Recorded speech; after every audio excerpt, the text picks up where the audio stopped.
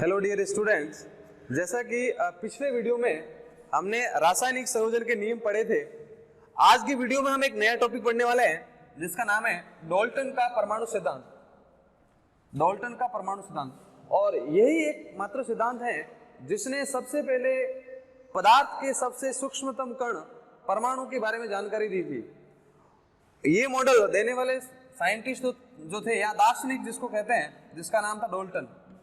और इन्होंने कब ये मॉडल दिया था? 1808 ईस्वी में। 1808 ईस्वी में डाल्टन ने एक सिद्धांत दिया था जिसका नाम था डाल्टन का परमाणु सिद्धांत। और इस सिद्धांत के कुछ बिंदु थे, कुछ पॉइंट्स थे जिसके माध्यम से इस सिद्धांत को और पदार्थ की कुछ अवधारणाओं को हम आसानी से समझ सकते हैं। तो हम एक एक करके डिस्कस करेंगे और समझने का प्रयास करते हैं। तो इस मॉडल का सबसे पहला या इस सिद्धांत का सबसे पहला पॉइंट है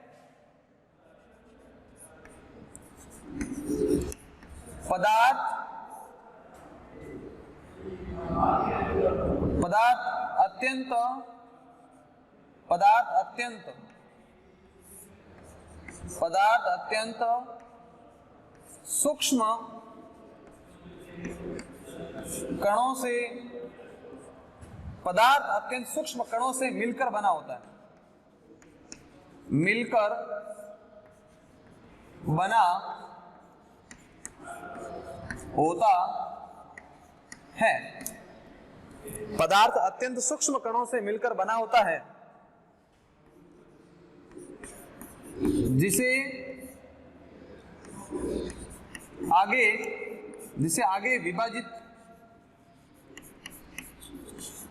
आगे विभाजित नहीं किया जा सकता।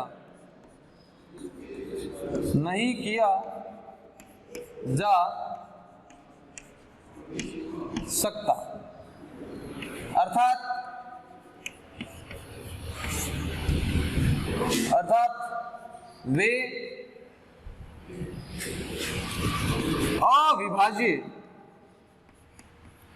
अविभाज्य कण होते हैं,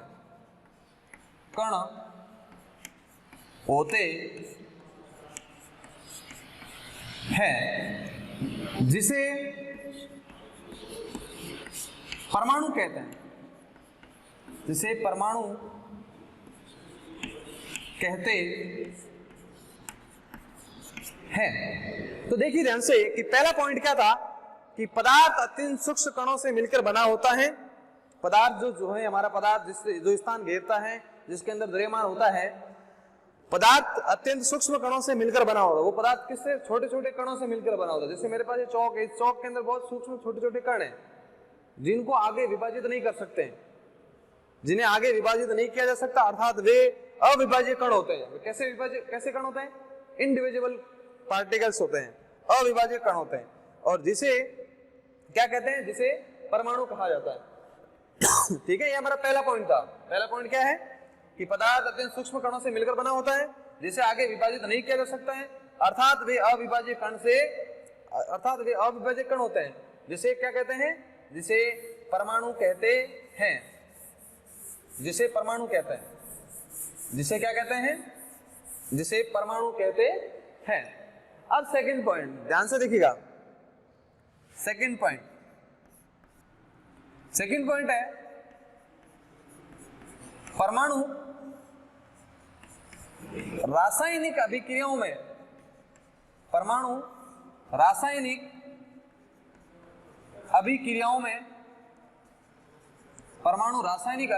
में भाग लेता है। परमाणु कहां भाग लेता है? परमाणु रासायनिक अभिक्रियाओं में भाग लेता है। परमाणु रासायनिक अभिक्रियाओं, हमने कहा कि पदार्थ का सबसे सूक्ष्मतम कण क्या है? परमाणु। और वो परमाणु क्या करता है? रासायनिक अभिक्रियाओं में भाग लेता है। जितनी सारी हमारी रासायनिक अभिक्रिया होती है उनमें जो भाग लेते हैं वो क्या कहलाते हैं? उन्हें परमाणु कहते हैं। परमाणु रासायनिक अभिक्रियाओं में भाग लेते हैं, लेकिन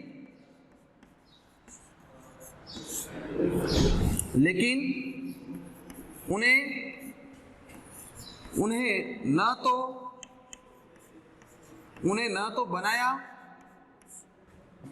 तो बनाया जा सकता है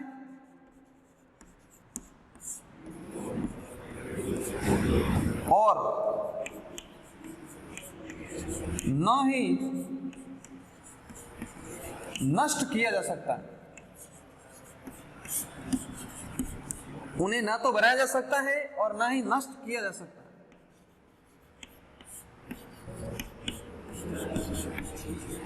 परमाणु, डाल्टन के परमाणु सिद्धांत का दूसरा पॉइंट हमारा है कि परमाणु रासायनिक अभिक्रियाओं में भाग लेता है, लेकिन उन्हें न तो बनाया जा सकता, रासायनिक अभिक्रिया में भाग लेंगे लेकिन वो भाग लेने के बाद में नया पदार्थ बना लेंगे, लेकिन वो क्या करेंगे, वो अपने रूप में परिवर्तन कर लेंगे, लेकिन वो खुद कभी नष्ट नहीं होंगे, वो अपना रूप चेंज कर लेंगे, वो अपना जो सेफ है या फिर जो भी उसका आकार है या फिर जो उसकी कैरेक्टर है, गुण है, उस गुणों में वो बदलाव जरूर कर लेंगे, लेकिन वो नष्ट नहीं होंगे और न ही उन्हें नया बनाया जा सकता। जैसे फॉर एग्जाम्पल हमने कहा कि कार्बन है, ये एक परमाणु है और एक ऑक्सीजन के दो परमाणु है, आपस में क्रिया करके क्या बना लिया, CO2 बना लिया। परमाणु रासायनिक अभिक्रिया में भाग लिए और भाग लेने के बाद क्या बना दिया, CO2 बना लिया। अब CO2 का अपने खुद के लक्षण है और इन दोनों के खुद के अलग लक्षण थे, तो क्या हुआ, परमाणु नष्ट थोड़े हुए, परमाणु आपस में सहयोग किए हैं, परमाणु आपस में जुड़ गए हैं, लेकिन ये विदाउट चेंजिंग है, मतलब विदाउट डिस्ट्रॉइंग, बिना उसके बाहर में या उसके अंदर जो कहते हैं, जिसको हम क्या कहते हैं, उन्हें न तो नष्ट बनाया जा सकता, और न ही नष्ट किया जा सकता है। वो केवल क्या करते हैं, रासायनिक अभिक्रिया करते हैं और एक रूप से दूसरे रूप में परिवर्तित हो जाते हैं, वो अपने रूप को बदल देते हैं। तो ये हमारा दूसरा पॉइंट था, ये हमारा क्या था, दूसरा पॉइंट था। थर्ड पॉइंट हम देखते हैं। थर्ड पॉइंट हमारे पास में है, देखिए ध्यान से, थर्ड पॉइंट का मतलब है हमारे पास में एक ही तत्व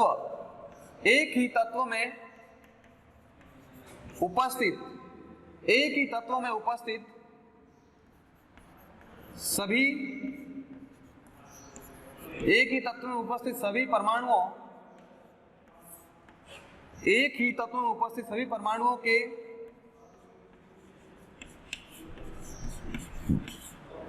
परमाणुओं के गुणधर्म व द्रव्यमान समान होते हैं,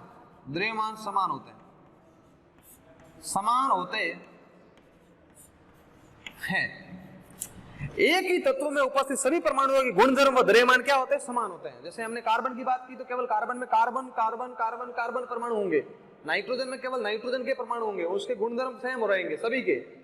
ऑक्सीजन में केवल ऑक्सीजन के ही रहेंगे। ये इन्होंने बताया थर्ड पॉइंट, कि एक ही तत्व में उपस्थित सभी परमाणुओं के गुणधर्म, जितने सारे गुणधर्म का मतलब क्या है, भौतिक गुणधर्म और रासायनिक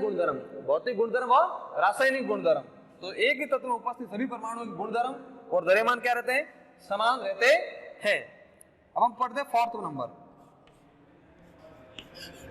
विभिन्न तत्वों में, या भिन्न कह सकते हैं इसको, मैं थोड़ा अच्छे से लिखना चाहूं, क्या कहोगे इसको, भिन्न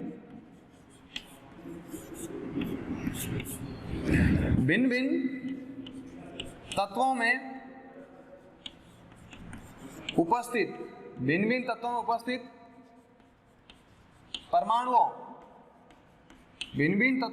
परमाणुओं के गुणधर्म व द्रव्यमान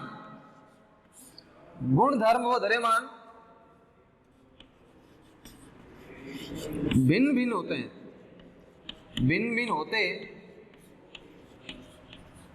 हैं, क्या है कि भिन्न तत्वों में उपस्थित परमाणुओं के गुणधर्म व द्रव्यमान क्या होते हैं, अलग अलग होते हैं। ये हमारा फोर्थ नंबर हमारा पॉइंट है, किसका, डाल्टन का परमाणु मॉडल।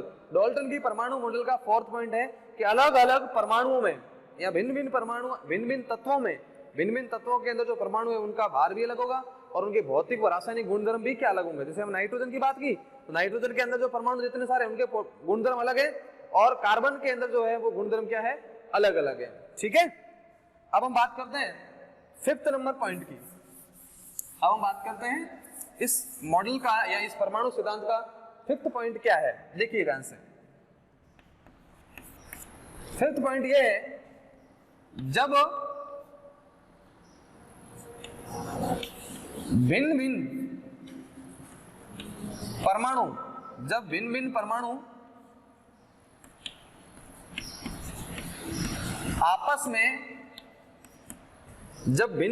आपस में एक निश्चित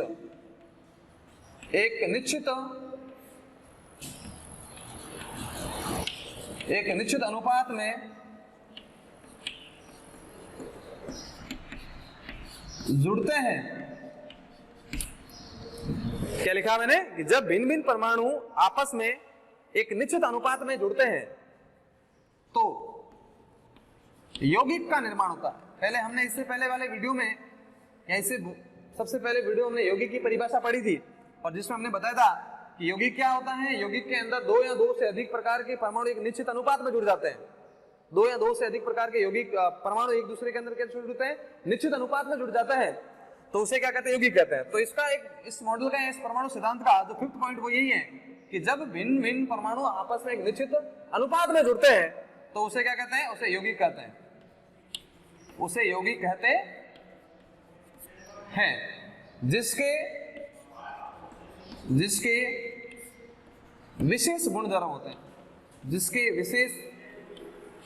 गुणधर्म होते हैं, कोई भी यौगिक होगा उसके अपने खुद के अपने क्या होंगे, जिसके विशेष गुणधर्म होते हैं।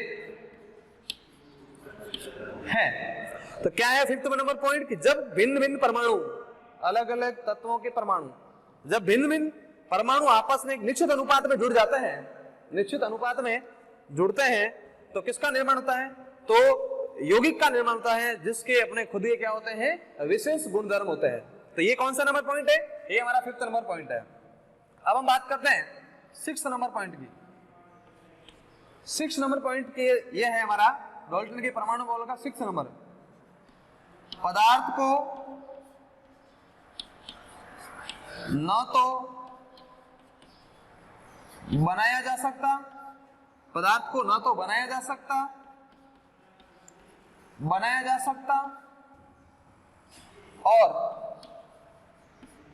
और न ही नष्ट किया जा सकता।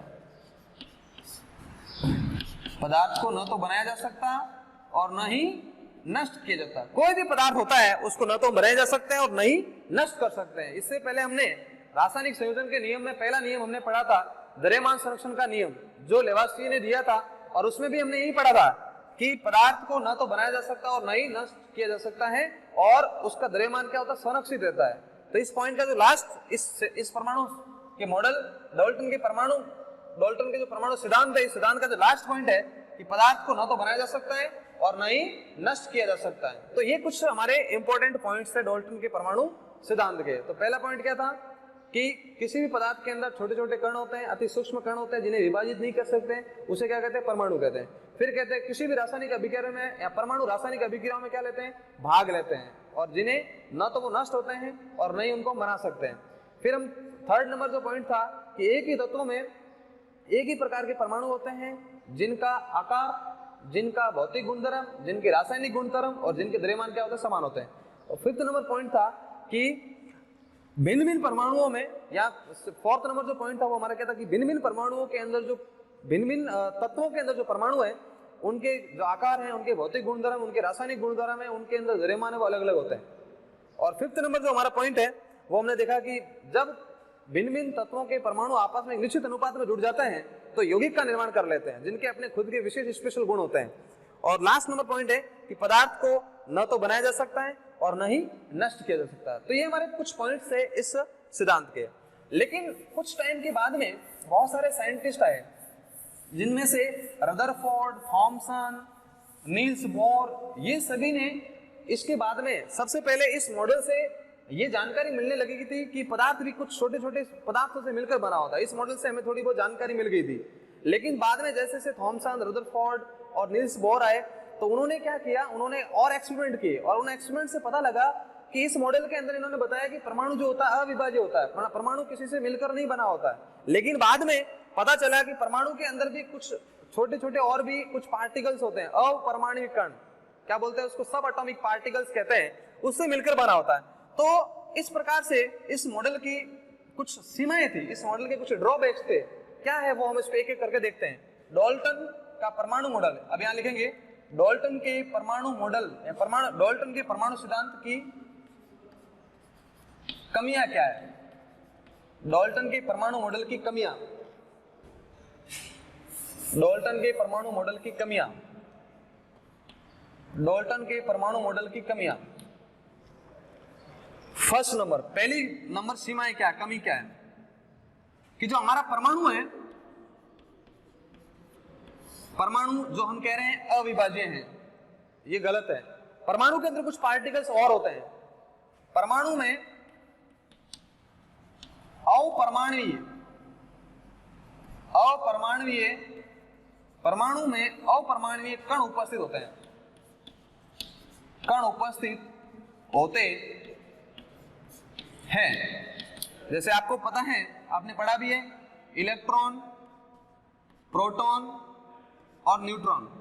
तो डाल्टन ने ये कहा था कि परमाणु को हम आगे विभाजित नहीं कर सकते, लेकिन बाद में बहुत सारे एक्सपेरिमेंट आए, उन एक्सपेरिमेंट से ये सिद्ध हो चुका है कि परमाणु के अंदर छोटे छोटे अपरमाणिक और पार्टिकल्स होते हैं, इलेक्ट्रॉन, प्रोटॉन, न्यूट्रॉन। उसके बाद में तो बहुत सारे और भी पार्टिकल्स आए, मिसॉन्स आए, बहुत सारे पॉजिट्रॉन्स आए, बहुत सारे मतलब और भी पार्टिकल्स बहुत सारे हैं जो इसके अंदर पड़े होते हैं, लेकिन मोस्ट कॉमनली जो हैं वो कौन कौन से हैं, इलेक्ट्रॉन, प्रोटॉन और न्यूट्रॉन्स। ये पहला ड्रॉबैक हो गया। दूसरा ड्रॉबैक, आपने समस्थानिक का नाम जरूर सुना है, 9th क्लास में पढ़ा था, समस्थानिक, जिसको हम कहते हैं आइसोटॉप।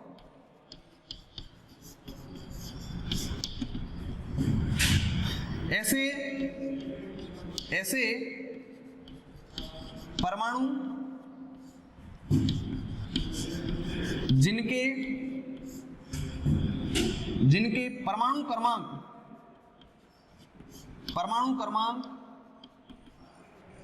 समान, जिनके परमाणु क्रमांक समान लेकिन परमाणु द्रव्यमान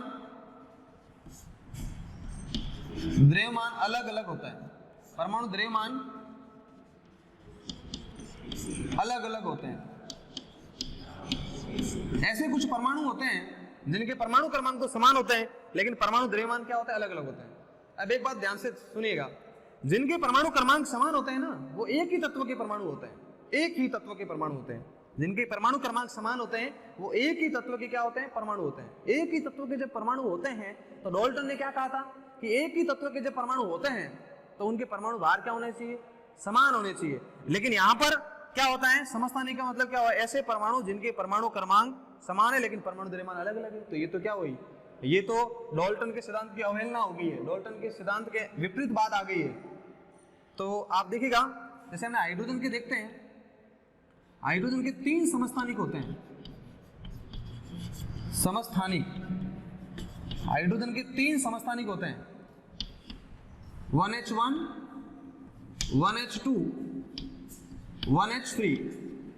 ये जो 3 समस्थानिक है, जिसमें क्या देखा जा रहा है आपको कि जिनके परमाणु क्रमांक क्या समान है, लेकिन उनके परमाणु जो भार है या द्रव्यमान संख्या जो है वो क्या अलग है।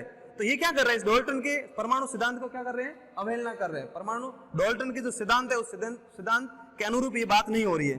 तो इसका मतलब क्या हुआ कि एक ही तत्व के जो परमाणु है उनके परमाणु क्रमांक तो समान है, लेकिन उनके भौतिक गुणधर्म है, वो भौतिक गुणधर्म क्या है, अलग अलग आ रहे हैं। ठीक है। और एक और इसकी सीमाएं जो है, जिसको हमने एक और नाम से जानते हैं, देखिएगा 3rd नंबर जो है समभारिक, आइसोबार। देखिए समभारिक का क्या मतलब होता है, समभारिक का मतलब होता है ऐसे परमाणु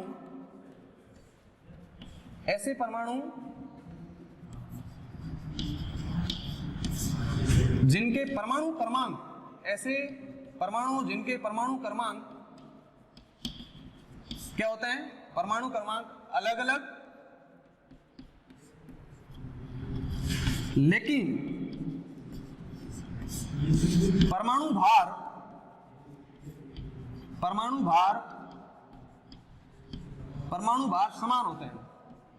समान होते हैं। फॉर एग्जाम्पल आप देखिए जैसे आर्गन की बात करो तो आर्गन 18 नंबर पर आता है, लेकिन इसका जो परमाणु द्रव्यमान जो है वो कितना है 40 है। और एक कैल्शियम की बात करूं जो 20 नंबर पर आता है तो इसका परमाणु भार 40 है। अब आप ध्यान से देखो, आप एक आर्गन के परमाणु की बात करोगे और एक कैल्शियम के परमाणु की बात करोगे तो आर्गन के एक अलग तत्व है आर्गन और कैल्शियम एक अलग तत्व है। इन दोनों का हमने क्या कहा था, डाल्टन के सिद्धांत के अनुसार कहते हैं कि अलग अलग तत्वों में परमाणु का भार क्या होना चाहिए, अलग अलग होना चाहिए था। लेकिन यहाँ पर क्या हो रहा है, अलग अलग तत्व के परमाणुओं का परमाणु क्रमांक तो अलग अलग है ही, तो उनका परमाणु द्रव्यमान भी अलग अलग होना चाहिए था, लेकिन नहीं है, यहाँ पर क्या समान है। तो इसका मतलब जो डाल्टन ने एक सिद्धांत बताया, एक नियम बताया, उस जो एक जो उन्होंने क्या बताया, एक अपना पॉइंट बताया था अपने सिद्धांत के अंदर, उस सिद्धांत के अनुरूप ये नहीं है। ठीक है, तो ये भी एक क्या है, ड्रॉबैक है, ये भी एक इसकी क्या है, इस सिद्धांत की सीमा है। और लास्ट एक सीमा जो है वो ये है कि ये मॉडल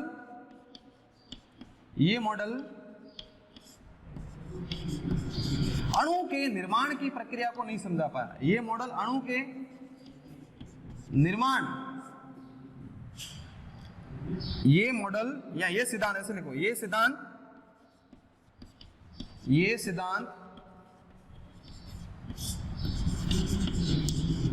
अणु के रासायनिक आबंधन को, अणु के रासायनिक आबंधन को नहीं समझा पाया।